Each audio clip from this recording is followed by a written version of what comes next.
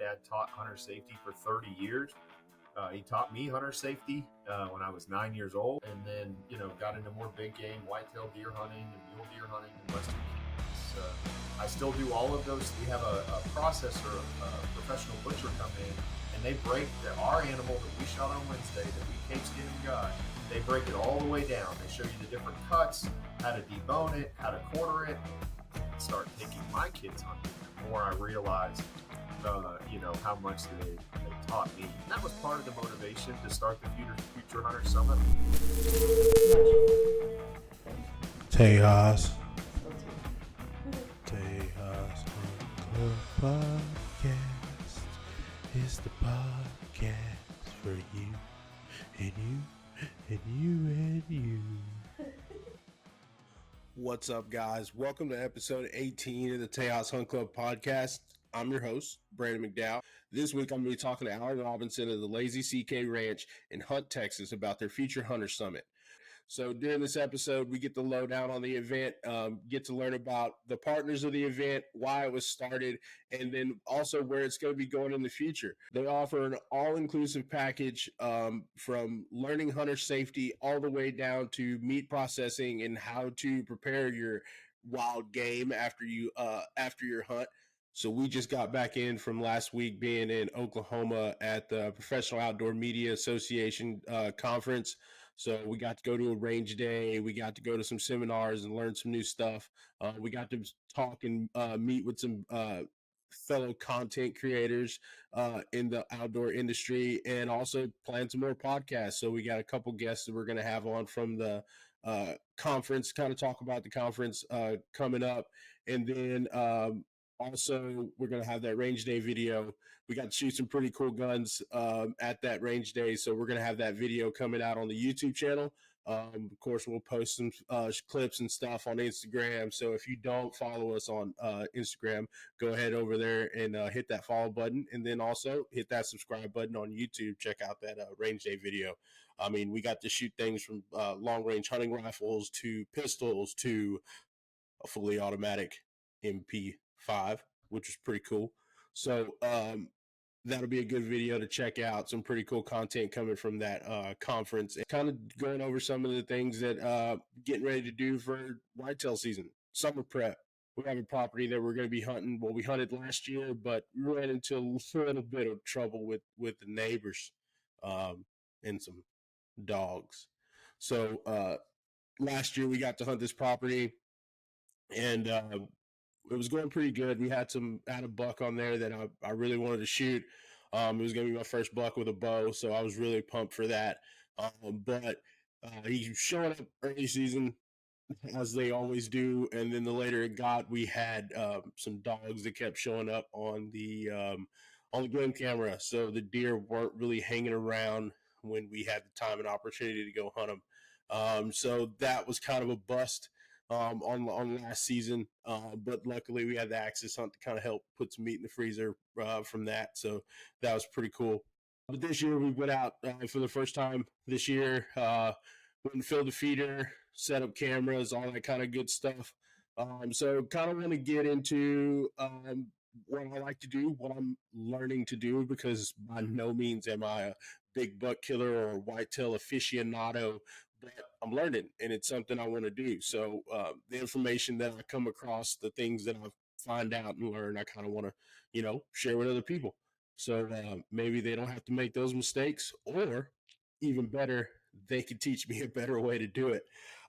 So just starting out, first things first, it's Texas. It's June, coming on July, which we all know what that means. It's hot. I know yesterday, I know we're over 100 degrees. Today, we're probably over 100 degrees at some point today. So if you are out there doing whitetail prep, make sure you pack ice chest. And we all know we want to put some cold Coors Lights and cold Bud Lights, and, well, maybe not Bud Lights, but cold beer in the ice chest. But make sure you throw some Gatorade and some water in there too, guys and gals. It's that heat to get you, and if you're by yourself, that's not going to be good for you. So just stay hydrated, get you some liquid IV. Those things are freaking awesome. I grab a couple always and just put it in a water barrel or put it in my cup, shake it up, and just a little added prevention. I mean, honestly, if you know you're going to be going out in a couple days or on the weekend or something, start drinking them things on Thursday just to get ahead of it. But that's for sure. Stay hydrated. It's hot. Another thing that I'm doing for whitetail prep, kind of away from the property, is I need to shoot my bow. If you're rifle hunting, you need to shoot your rifle. Now's the time to really start uh, working on those things. And I know I really want to get into. I need to change my sight. I want to lower my pins in within my housing to kind of be able to shoot farther distances and stuff. Just coming back from TAC that we had that podcast and that video and stuff, I ran into some issues shooting some longer distances and then getting better at those longer distances, to go hunt the mule deer. So I need to get on that. That's something I'm hopefully going to get done next week, or at least start next week, and then be able to get that bow, tuned back and then get it sighted in and start shooting some more. So if you're, like I said, if you're rifle hunting, shoot your rifle, check your scope, do all that stuff, shoot at different angles, shoot at different positions. I mean, you can never stop, learning. I know some rifle hunters is pretty easy. If you're hunting out of a blind, you got bags. It's easier, but still, get out there and shoot that rifle. It definitely won't hurt.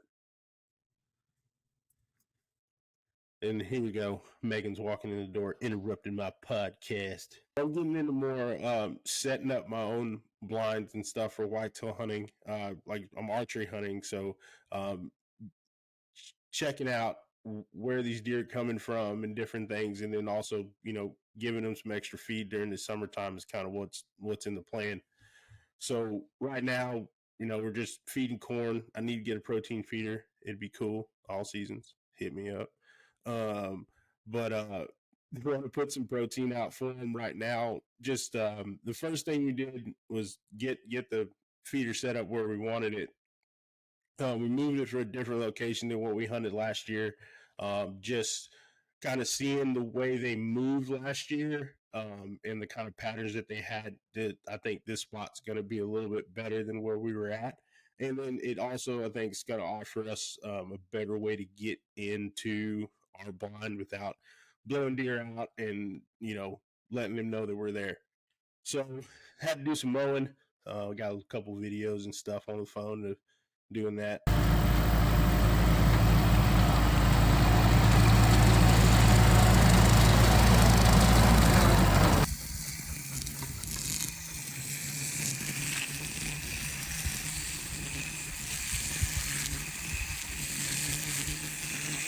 Then that area was grown up pretty good, so just kind of want to get all the weeds and stuff knocked down, give better access to the deer, get the corn, and then also those record rack golden nuggets. So mowed, weeded, all that good stuff. Once again, coming back to the stay hydrated thing, because once again, it was hot. Got the feeder set up, got the timer on the feeder set up, filled it up, made sure all that stuff works, and then set up the camera. So I'm using a Spot Point Flex. It's been a great little camera that we've had. It's a cell cam, so I get the updates on the phone when deer and stuff are coming through. Luckily, we haven't seen, knock on wood, we haven't seen any hogs or raccoons on the camera yet. So hopefully they're out of the country right now. Set that camera up. It's been pretty nice. I mean, if you don't have a cellular trail camera, I think you should definitely check it out. They're pretty cool. I mean, you do get addicted to checking it and looking at it all the time and getting those notifications. But it also lends you to be able to not have to walk into that area without to check that camera and then blowing out deer and stuff like that. So that property that we're hunting is pretty small. So we're gonna try to limit the activity that we have on it as much as possible. So if we can, just get in there and fill the feeder and stuff and then get out and not necessarily have to check the camera. This one's pretty cool because it shows you how much battery life you have. So prior to getting to the property, we can, plan accordingly so we can get in there, fill the feeder, change batteries out in the cell cam, and get out of there. It's been, since we set it up, it's been pretty consistent. Deer coming in, just a bunch of does and a couple little fawns, so that's been pretty cool to see them. There's one doe that's showing up on the camera though that's got a little white patch like right behind her shoulder, and it goes like all the way around, I think. But it's pretty cool to see like her different coat that she has. But another thing you can do that I also plan on setting up is getting some mineral out there for them. Just like that, just like it's hot out there for us, it's hot out there for them. So they tend to want to go to that salt and stuff to help them regulate their hydration. Water, definitely, if you can put out some water and stuff for them, that's a great thing. Um, I know they use a lot. We've had quite a bit of rain across Texas for sure. Past couple weeks, I have a feeling that that's about to tail off for most of it because we're getting into that real hot part of summer. So if you can, build some artificial water for them, that'd be pretty cool. But the rivers and creeks and everything have been pretty high, so plan accordingly to what your property looks like. But extra water is probably not ever discouraged, so try to help them out in that way. Also, kind of back to the cell cam things and the batteries.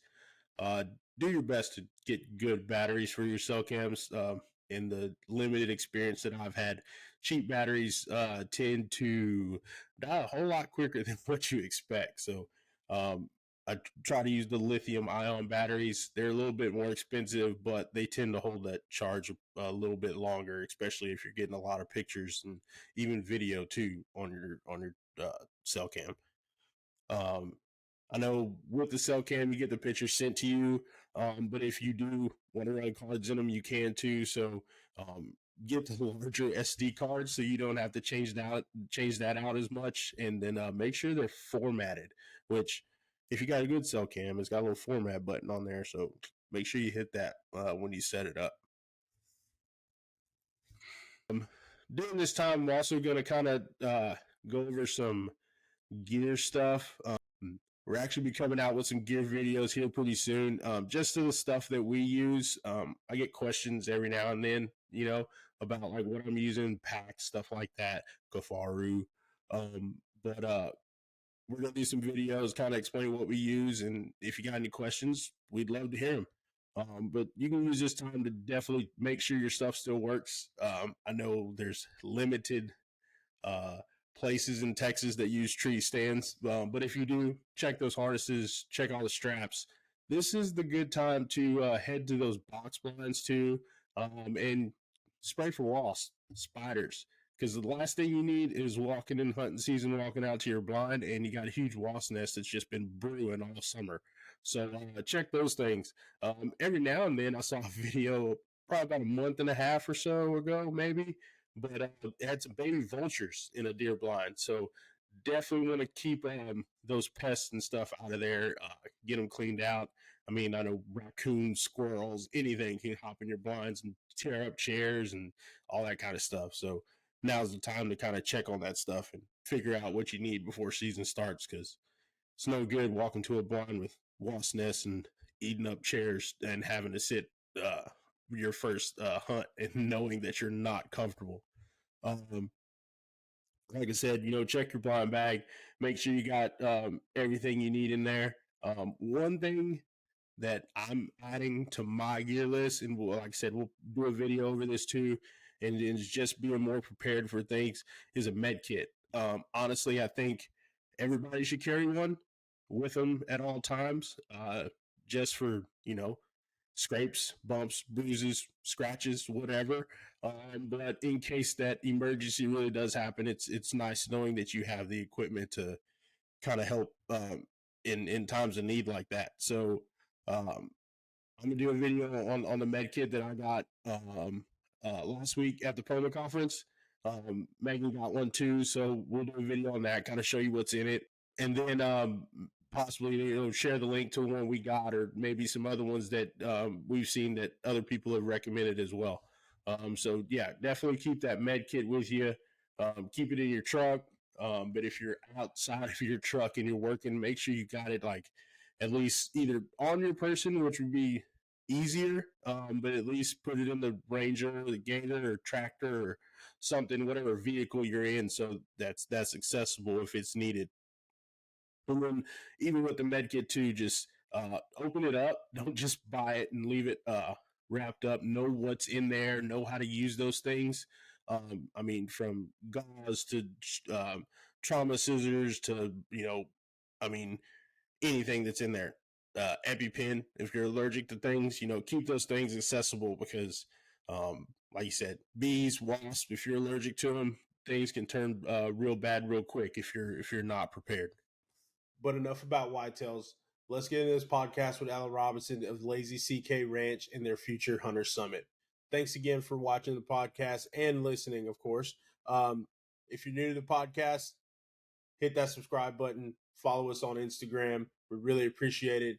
And for all you folks out there that's been listening this whole time, thanks again. Share it with a friend. Let's get into this podcast. Welcome, guys, to another episode of the Tejas Hunt Club podcast. Today, I'm honored to have Alan Robinson of the Lazy CK Ranch on the podcast today. I followed their page on Instagram for a while, and Alan reached out and let me know about an event that they're having. So I wanted to have him on, and I wanted to learn about the event and then also kind of spread the word on the event also to help them promote it and hear a little history about the Lazy CK Ranch. So good morning, Alan. Like I said, I'm glad to have you on the podcast this morning. If you'd like, give us a little intro about yourself and tell us about the ranch. Sure. Well, thanks, Brandon. First, thank you for having us on and having me on and allowing us to talk about our future Hunters Summit. It's very near and dear to my heart and my team's heart here. I'm the general manager of the Lazy CK. I have been since 2018. We have wonderful ownership here at the ranch, and they've allowed us to take a beautiful asset here in Hunt, Texas, and turn it into something pretty special, we think. So, again, I'm just happy to be here and to talk about the Future Hunter Summit. Anything else you want to talk about? I love your guys' podcast.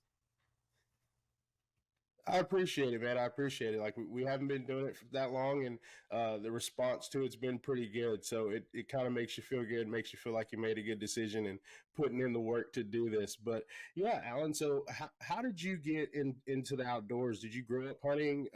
Did your family hunt? Yes, sir. So my granddad, poor rural Kansas boy, hunted. Really, they hunted back then in the 30s, the 40s, 50s. They hunted to survive, hunted and fished to survive. Nine kids in a 1-bedroom house. That story. Dad was a coal miner. Yeah.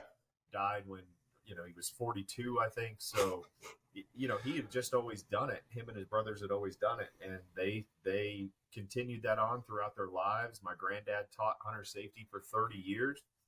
He taught me hunter safety when I was 9 years old in Kansas, and it really instilled, and I've said this before, but I didn't really appreciate, I think, what I was learning, what he was doing, what my dad was doing while they were doing it. But the older I get and start taking my kids hunting, the more I realize, how much they taught me. And that was part of the motivation to start the Future Hunter Summit a little bit, was to, like I said, the older we get, the more we realize that, we have a lot of knowledge to share, and it would be pretty cool to share that with other people.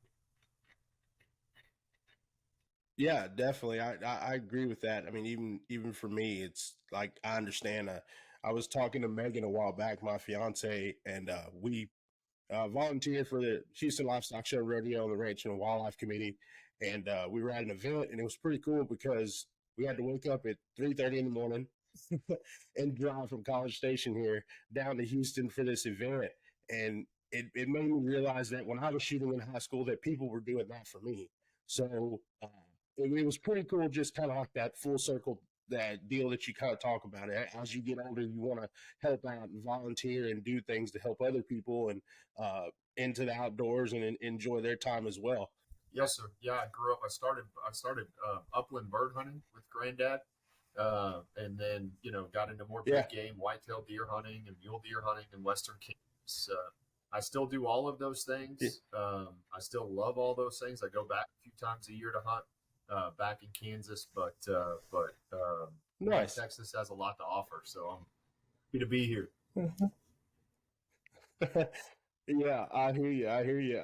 I've hunted Kansas for turkeys before, and then I want to go back and kind of hunt Western Kansas, Western Nebraska for mule deer. Me and my buddy Jared, we went up to Idaho last year, which of course, the snow and dealing with that was a little tough. But maybe we can sneak down to a closer state and maybe hunt some mule deer here pretty soon. But we're gonna give it a shot. Saying I hope you're successful. You'll get bit by that mule deer bug, and that's a hard one to shake. It's pretty wild times out there. It's Yeah, wide and open, man. yeah, and honestly, yeah, honestly, I'm kind of already bit with it a little bit. I definitely lean towards mule deer more so than elk. I mean, don't get me wrong, elk are cool, they're awesome animals, but like I said, I've said before, it's always chasing that like that bugle in your face with elk and stuff like that, and sometimes that's hard to find. So that the hunting mule deer is kind of like trying to outsmart and outwit that old buck. So that one's kind of closer to my heart. And then being from Texas, I love whitetail, so I think it kind of had something to do with it. Sure, sure, yeah. Yeah. So what brought you to Texas, and when did you move here? I moved to Texas in 2008. Moved to San Antonio first. I got here. My girlfriend at the time I was at Kansas State, which is where I got my undergraduate degree from. She was from here, and so after Okay. college, it was just sort of natural. I was working for the Department of Defense, doing financial planning for the military and their families, and San Antonio was a good spot to land. And so from there, I started a ranch Yeah. management company because I wanted to get back to my roots, and started a ranch management company and managed ranches all over the state, all kinds of different vineyards and commercial cattle and hunting operations and registered Angus operations and things like that. And the Lazy CK and I joined forces in 2018, like I said. Nice. Okay, cool. So what was your undergrad degree in finance, or was it in ag? No, yeah. So I kind of joke about that, but my undergraduate degree's in finance. I have a master's degree in business, but I have a PhD in ranch work that only comes the hard way from 18, 20 years of doing it before I went to college.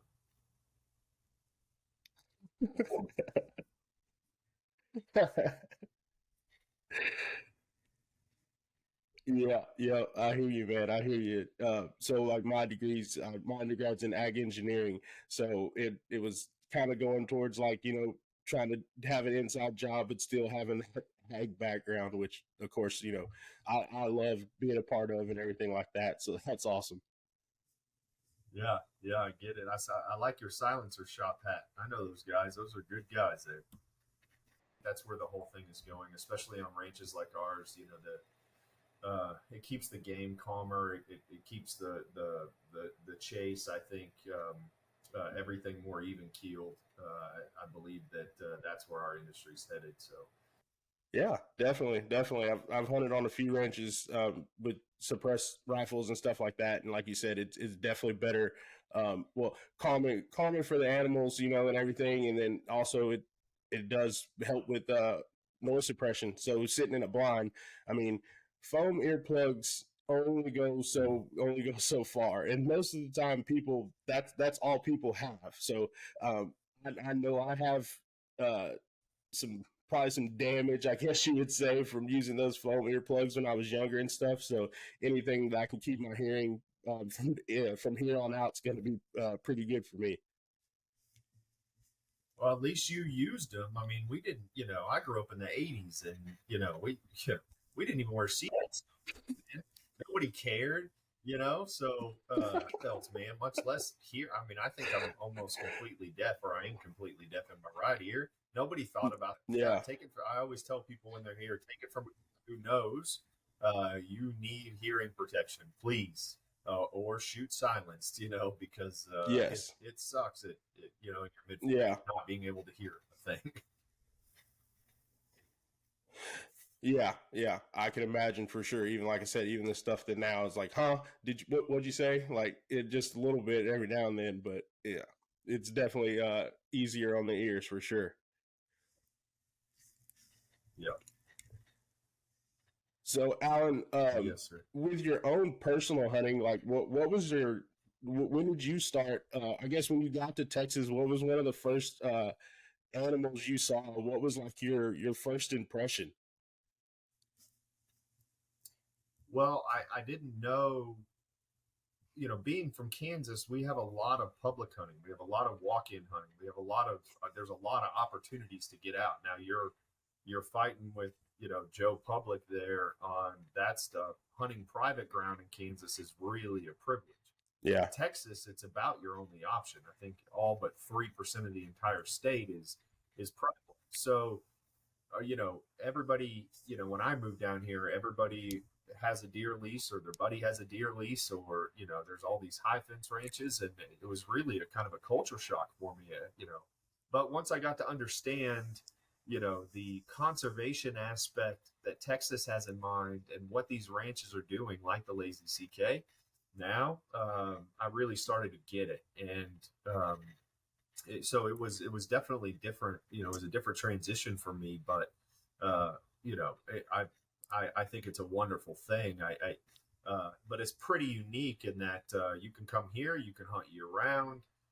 Uh, you know, I wish Texas had more public ground. They're working on that. yeah, There's more WMAs coming up in Texas, but the animals are the landowners, minus the whitetail or the native species. Those are still owned by the state, regardless of the fence. yep. But yeah, it's pretty unique in that you can come here and hunt year round and enjoy yourself. Yeah, exactly. Like, and I feel like, especially for people coming from outside of Texas, and they kind of hear the whole high fence thing, and they think it's there or built to help with in the aid of hunting, and it's really not. It's like you said, it's a conservation tool. It's a way that a landowner can manage his herd or manage the herd on his property the way that even him or most likely the wildlife biologist from the state of Texas that has come in is telling him to manage that property. And like you said, you with Kansas you have Joe Public, but in Texas you have Joe Neighbor with maybe that might not follow the same management plan or might not even want to follow the same management plan as what that biologist or the landowner has deemed necessary for that piece of property that's next to him. But you, I think that came also to the rise of high fences because you do have some neighbors that don't want to participate, and then also you might have a landowner that doesn't want to participate and wants to put up a high fence too. So I think it goes either way, but I think as far as the education on high fences, I feel like that side of it as a conservation tool definitely needs to be told. Yeah, I do too. I don't. I I used to try to fight. Let's say I have to think about how I want to word this, Brandon. But I don't try to fight that fight anymore with potential clients or anything like that. We know what we are. We know what we do. And we know what we're good at, and so we just describe it. It's a fun weekend. There's a conservation and a habitat aspect in mind of what we do here. Certainly, our owners have been very generous with their resources to improve the habitat for these populations. I always think about the scimitar horned oryx, and you're going to hunt those anywhere in the world. You got to hunt them here. They're extinct in sub-Saharan Africa. They've tried to reintroduce them over there. They keep getting poached. We're not a non-for-profit ranch. I don't know any that are really, so we wouldn't have them. without the hunters wanting to come harvest them. We have a Yeah. huge breeding herd of scimitar. Not the CK, but places like ours literally saved that species from extinction, and it was because of the hunters. So, yeah, that's about the only argument that I have. Yep. And I don't, like I said, I don't get, I don't drug down in the ditch anymore with those people. If that's not your jam, that's fine. I appreciate all hunters. Whatever you Yeah. like to do that. That's great. Yep. And that's awesome that like y'all take that stance on it for sure. Cause like you said, I agree with, if it's legal, if it's conservation and like putting in place by your state wildlife department, with or whatever state you're in, if that's the way that you want to hunt, go for it. I'm not gonna, I shoot archery. Am I gonna dog somebody that shoots a crossbow? No. Why? They're on the same side as me. They're a hunter, and most likely we can have some common ground at some point. Hunting whitetail deer. Same thing with muzzle loaders. Same thing with primitive archery, trad shooters. Like, we all just kind of need to get along and not be mad at someone because they don't hunt the way you hunt personally. Like, it's all different. We can all like different kinds of ice cream. We can all like different kind of flavors of hunting. Yeah, no, you're exactly right. We So have enough what all? enemies. I'm a bone. We Exactly. There's enough people out there that are trying to that are against us. We need to not be against ourselves. Yes, sir. Yes, sir. Agreed there. So, what all animals do y'all have on the kind of on the ranch? Kind of tell me a little bit. Give me the grand overview of the Lazy CK. And from looking at y'all on Instagram, I already want to come visit. But give me yeah, your favorites. But that being said, we have I think 20 28 I think 28 different species of exotic animals from Don't we all? all over the Don't world, we all? from Africa to Asia to South America. So big. Well, I have a very unhealthy obsession with axis deer. Certainly, better times to hunt some of those animals. But we do hunt. We're a commercial hunting operation, so we do hunt year round. We're 7,000 acres. We hunt on 11,000 acres. We own 7,000, and we take the month of August off. Other than that, we're hunting. Besides our future hunter summits that I know we're going to talk about here in a minute, we're hunting. We're hunting right now. Actually, we've got guests here hunting axis and mouflon. Yeah, those axes they grow on you pretty quick. As you know, a couple of our episodes we've had in the past talk about axis hunting, and then my axis hunt that I went on this year. So yeah, they're slowly becoming a lot of people's favorite animal. I haven't had a better table fare. The animals are all of them are really pretty good. I mean, the Nilgai are excellent. The black buck's excellent. The scimitar is excellent. The Gemsbok excellent. But the axis for me, Yep. It takes the cake for me. That's all my family eats. Yeah, definitely, man. It's at the top of the list for me as well. I've had the opportunity to try all those as well. Not to hunt all those animals, but at different functions and things. We've had like wild game dinners and stuff with scimitar works and Gemsbok and Nilgai, and like you said, they're all delicious. But Axis just has that little bit of extra. Yeah, and they're fun to chase too with your bow. I'm pretty obsessed with it. That's awesome. So yeah, tell me about the Future Hunter Summit. Give me like kind of its history, what it's all about, and what it entails. Back, during the before the pandemic, the Wall Street Journal wrote an article about hunters and how our population.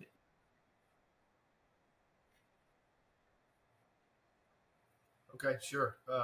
Is aging out, and the people in that industry are getting older, and it looks pretty grim for the hunting industry. And then at the end of that article, they said that the one thing that might save it, believe it or not, are millennials are picking up their crossbows because they want to know where their food comes from. And that was in 2016. And we fast forward to the pandemic, and I think that really, put on everybody's radar from a biological perspective. We need to learn how to provide for our families. We have to be able to survive, and nobody knew what was going on. The supply chains are messed up. The price of groceries is crazy. People are becoming more and more and more health conscious, which is a good thing. And so those things all kind of led to the Future Hunter Summit. It really started with a gentleman that called that said, "Hey, I've always wanted to, if I pay for a full price hunt, will you guys teach me how to be a hunter?" And we said, "Sure, yeah, come on." And he did, and he was watching him leave with the confidence of being a hunter now after just 4 days. Really started that process. So we started the Future Hunter Summit really with the mission in mind first, and then we built the curriculum back. The mission was, we want to be inclusive in our industry. We want to include everybody, man, woman, child, whatever, into the hunting industry. And then we want to build a program that when people leave, after 6 days, 5 nights is the program.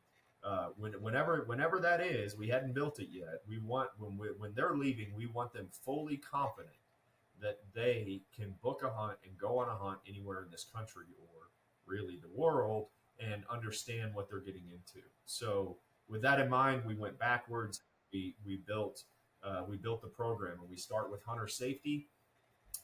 Even if you had hunter safety, I still teach the hunter safety part of it. We talk a lot of firearms handling and safety and all of that stuff, and then so we get that part of it out of the way, and we move on with the program, which I can explain in detail if you. Yeah, definitely. But I do want to say, for that first guy that called y'all and said, "Hey, I want to book a hunt, but I want you to teach me the ins and outs of it." Like, kudos for him, because I'm sure that took like there was a huge risk for him to do, to first admit, that he didn't know what he was doing, still have the passion to want to try it anyway, and then being able to ask for help is also. So, like, good for him. And but yeah, that's something that we also, like I said, we volunteer for numerous organizations, and that's one of the biggest things is getting people in the outdoors and keeping people in the outdoors. Just specifically,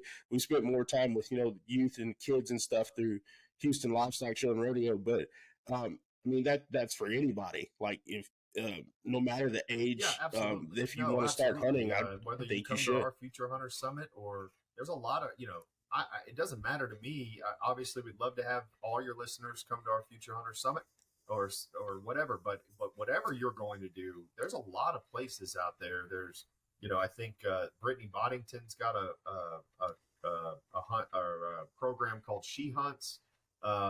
There's, Deb Ferns and the WOMA organization with it's an outdoor media association. They teach a lot of Yeah, firearms yeah, training.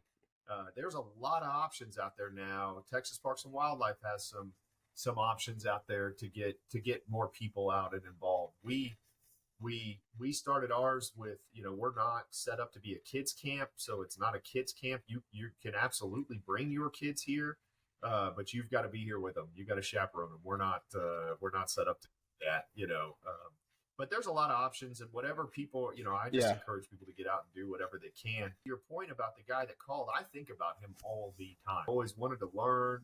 Can you teach me? That was just the coolest thing. I mean, I really, because the check the ego, pick up the phone, just say, "Hey, I don't know what I'm doing, but I really appreciate it." And that really kind of sparked. There was one too. Another guy did the same thing a couple of months later, and that was just it. That was like the light bulbs, yeah. and we have to do something here to relay we have to these people. Yeah, definitely, man, definitely. So, tell me, I know you said it was 6 days, 5 nights for the summit. What happens during those days? Okay, so you get here Monday, we eat lunch, we do an introduction program, we do hunter safety that afternoon. Where we start hunter safety that afternoon, the classroom portion of it. Usually we have these in the summer; it's hot, and then we get in the next morning, we split the class up. It's 10 students. Half go to the archery range, half go to the rifle range. On the archery range, we have these easily tunable bows where we measure them out. We get their draw length right, their pounds right, and they start sending arrows. A lot of times that's the first time anybody's ever picked up a bow. So that's a really cool thing. And same thing at the rifle range. We spend a lot of time up there talking about firearm safety, firearms handling, safety, safety, safety, and then they're thrown right into the fire, and we have them start sending rounds down range. We have a state of the art gun range with Bluetooth cameras all the way out to 600 yards. So you take a shot, and then you can look up at a screen and see where your shot was. Yeah, it's neat. It's awesome to watch the confidence of somebody that maybe has never even held a gun before. And then, as soon as they do that, like one time, that's all they want to do. Same thing with bow. Hey, I've been a rifle hunter, but I've never picked up a bow before. I want to learn more about that. And then they're just like, they're bit by the bug, like we talked about, and that's all they want to do. So it's pretty neat. When we come back from that Tuesday, we teach shot placement. We teach a lot. We do a lot on shot placement, shoot, don't shoot scenarios. Try to really drill down on what different scenarios they're going to see, how the animals are acting and reacting. Where to place a good shot on these different species of animals. Obviously, we want to be ethical hunters in that respect. In all respects, we want to be ethical hunters, and then we kind of socialize the next morning. Wednesday, we do the same thing.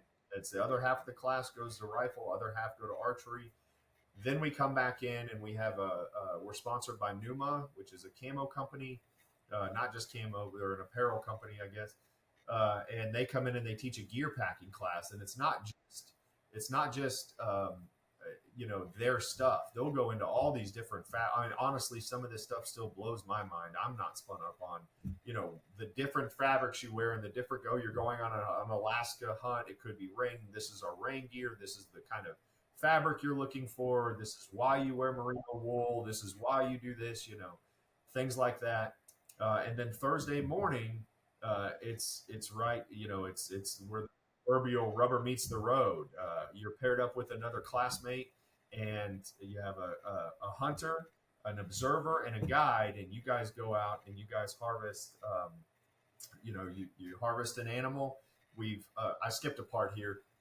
Also on Wednesday, right after lunch, during lunch on Wednesday, our guides go out and they harvest a female of some species that we have a lot of, some population help here. Maybe it's a black buck, maybe it's an axis, a fallow, a cycado, something like that. And they don't touch it. They bring it right back to the skin and shed.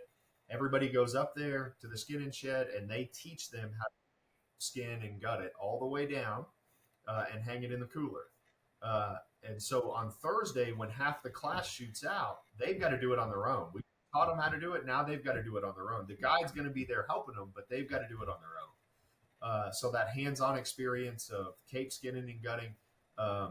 And then that afternoon, now half the class is shot out. That afternoon, we have a processor, a professional butcher come in, and they break our animal that we shot on Wednesday that we cape skin and gut. They break it all the way down. They show you the different cuts, how to debone it, how to quarter it, the whole thing, how to prep it, how to pack it out, the entire thing. And it's really cool to watch people in the butcher saying, well, this is the ribeye, and this is the filet, and this is where these different parts are coming from. And, people are sitting there going, that's really cool. I order that in the restaurant all the time. I had no idea that's where it was on the animal. I didn't know it was that muscle. And so we go through that meat prep and care, process. Yeah, it's pretty cool. Friday morning, we wake up. The other half of the class is the hunter. The other half is the observer. They do the same thing. Friday afternoon, we have one of our guides that will teach them a packing class. This is, pull out their packs. These guys are Western hunters or whatever, and they'll go through every little thing in their pack and tell them why they have all this stuff. Here's some first aid stuff. Here's what it teaches them how to cook this wild game on Friday night. Tourniquet does, and here's the stuff you need to have with you. And so we do that, and then our chef teaches, and that kind of wraps it up. Saturday morning, anything anything you want to do, you can do. You can go back to the archery range if you want to. You can go back to the rifle range. If you haven't shot out yet, you're going to go shoot out and hunter. Then we come in for lunch. We do certificates, and you leave here as a. That's pretty cool, man. I especially, it'd be real easy to just bring them in and teach them that first half, but bringing in Numa and teaching them about gear, and then even the med part. I attended we attended the Professional Outdoor Media Association conference last week, and they had a medic seminar, so it wasn't like a whole class, but even the information that I got from that kind of it helps me out a lot. Like I've got a little med kit and have a tourniquet and know how to use it. That it just adds to that layer of being ready for things to happen. Because I mean, as hunters, we're usually in places that don't lend itself to like getting help pretty quickly, rather quickly. So you got to be skilled and not just hunting, but also being able to take care of yourself if something, or your hunting partner if something goes wrong. Thank you. So that's pretty cool that y'all bring in that side of it as well. Popular aspect of, and then look, there's a lot more things that were that was kind of a broad brush overview. I think that there's certainly a lot more stuff that we're doing, but I just wanted to kind of get your listeners, a broad overview. We have 3 different weeks that we do. We have an open week, which is sort of anybody that wants to come, any age, any skill level, anything like that. And then we have a women's week, try to create an environment that's more conducive for the women to learn. And then we have an industry week, which really came about because of our sponsors like Hornady and Savage and Loophole and Numa and Hogue Knives and believe it or not, might surprise some of the listeners, but there's a lot of people in these big companies that are helping run these big companies that don't have the experience as a hunter yet. So we've had CFOs and in-house attorneys and marketing specialists and stuff like that have come through the industry week that are getting the necessary experience. So. Anyway, that one's been very successful. That's cool too, because you are correct. There's a lot of people. I feel like in the outdoor industry that don't necessarily hunt. I mean, or they just hunt small game, or they just fly fish. It's like you said. It's like whatever opportunity lended itself to you, that's generally what you took after.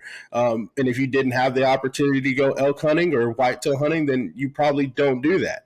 But not saying that it's something you don't want to do, but that's pretty cool that y'all offer that for industry people, and of course for those lawyers and CEOs, they were probably spending time going to school to get those jobs. So being able to come back now and kind of still be in the outdoors since it's the industry they're in, that's awesome. Yeah, that one's been kind of opened my eyes to sort of the inside of the industry and what it's awesome to talk to those people too, and watch trying to build confidence and as you know, Brandon, when you become confident, when you become a hunter, it builds you. It's really a gratifying feeling for sure. It is. Yeah, like you are correct. It kind of bleeds over into other parts of your life as well. So, yeah, that's really cool. So, how long have y'all been having this event? We started in 2021, so sort of right after the pandemic. We started with, I think we just started. Like I said, we had a CFO, we had an attorney, we had a 9-year-old kid, we had a lady with 1 week first. And that one's still very near and dear to my heart as well, because in that class we had that owns a hunting social media company, but and was a pretty accomplished hunter, but still came through our program and learned a lot. We had 2 different marketing specialists from 2 different companies.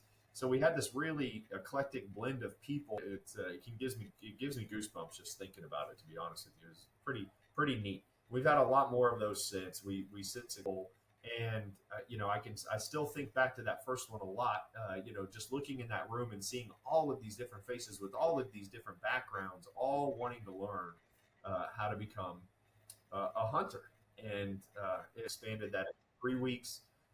We have one more this year. It's coming up in July. I think we have two next year in for that one, and then we'll have three weeks next.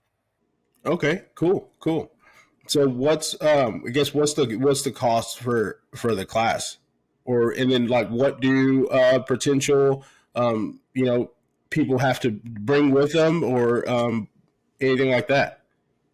Okay, great question there. With this total package is about a $6,000 package. If you just called and booked a 6 day, 5 night hunt with us, it's going to cost you about 6 grand, probably somewhere around there. But because of the sponsors that I mentioned, like Hogue Knives and Loophole and Savage and Hornady and Numa and Apex Coolers and Outback Processing and Primos Processing and those sponsors, we got the cost down to $2,500 per person per student. So $2,500, yeah, for the week. You get to take your meat home with you, and it's not that you have to take it home that day. We'll take it to the processor. They'll get it cut up for you and freeze it and ship it right to your door, just like any one of our clients. So $2,500 for the week, and the goodie bag alone that you get from these sponsors is pretty incredible. Again, we were trying to be inclusive, as you know, Brandon, as our listeners know. It's a pretty expensive sport habit to get into, and there's a lot of barriers to entry. So we wanted to try to make it as cheap as we could. We don't make any money on it, uh, but um, but we sure do love the feeling of being able to share a little bit about what we do. Yeah, definitely, definitely. That's awesome that those sponsors are like believing y'all and believe in the event and believe in getting people in the outdoors and to provide that because like you said, you're bringing people in for 6 days and 5 nights, feeding them all that kind of stuff that can add up quick. So that's awesome that those sponsors jumped on board with y'all. And like you said, that's an awesome price for a heck of a package of being able to learn the things like you said, the meat that you're going to be able to take home, and then also that goodie bag of gear because it does get pretty expensive. It made me hold out on our Idaho hunt. I was watching the weather, hoping that it wouldn't get too cold because I was teetering on like right on the edge of like having to buy more expensive stuff that I didn't really want to buy because I mean we're in Texas. I'm not going to use it that much, but yeah, it's definitely not cheap to get good gear, but it's definitely worth it. I've seen the difference in like buying stuff from Walmart per se, or spending a little extra money and getting something that's going to last. No, absolutely, yeah. Just to plug one of our sponsors here, that's one of the things that I love about Numa is their stuff is lifetime guaranteed, and I have put that stuff to the test. And sure enough, you rip it, whatever, you ship it back to them, they'll either fix it or ship you a new one. So I can't remember their chief marketing officer had a quote about something about we're, you're not one of our clients, you're stuck with us for life, or it was something like she's going to kill me for butchering that one. I can't remember, but it's true. When once you buy their gear, you're going to have it for life. Yeah, I haven't tried any personally. I've seen it at a few events, and then I know Chad Jones, guy I talked to on Instagram, he wears it, and I mean he seems to love it, and he hunts a lot. So I'm sure it's great. I'm gonna have to get some and try it out here soon. Yeah, yeah, absolutely. Let me know what you think. I'm pretty obsessed with that stuff. Yeah, I've kind of not fully turned into like a gearhead per se, but I do like tinkering and like trying new things and seeing what works and what doesn't work. And I mean, not that it doesn't work, but maybe not work as good as something else that I have, personally. It's everybody's opinion on what's the best, So yeah, that's pretty cool. Oh man, especially Brandon as a bow hunter, we're such fragile bow hunting is all about confidence and man, the first thing you do when you pick up any gears, you put it next to your gear and you rub it, like how much noise is it going to make, and all of that stuff. So yeah, I'm with you on that. I can get pretty obsessive about, everything has to be perfect. I have to have full confidence in my gear, because it's so freaking hard to get these animals, into 18 yards and not make a sound, and all of these factors matter, so um, yeah, you're right. It can get pretty overwhelming at times, but it's fun. You asked me about dates a second ago. The this year I think it's the 17th through the 23rd for the last two spots that we have in this year's event. That's an open week, by the way. It was industry week, but we're just allowing anybody to come. We do have some companies that are coming. And then next year, I think you'll have to check our website, lazyckranch.com, Future Hunter Summit. I think it's the first or second week in June, and then we have Women's Week and another week in July, mid-July next year. So, but yeah, just check the website, and all the dates are posted on there. Yeah, definitely. And then I'll put it in the description, and I'll put it in the video as well for, if people want to check it out. So they can get the information there and check out the dates and stuff, and, hopefully come attend y'all's event. And I mean, even for the listeners that, maybe you are an accomplished hunter. Hey, if you know somebody that isn't, that's been maybe bugging you to take them hunting, this would be a good opportunity to, send them some information on an event that will help them out, and maybe not have to take them to your favorite hunting spot. But yeah, so it can apply for everybody.